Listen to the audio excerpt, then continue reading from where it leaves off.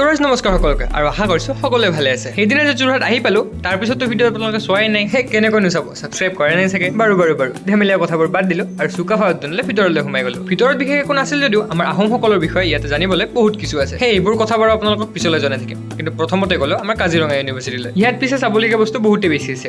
পিছে আকৌ ছোৱালীৰ কথা কোৱা নাই দেই, ল'ৰাবোৰৰ কথা কৈছোঁ।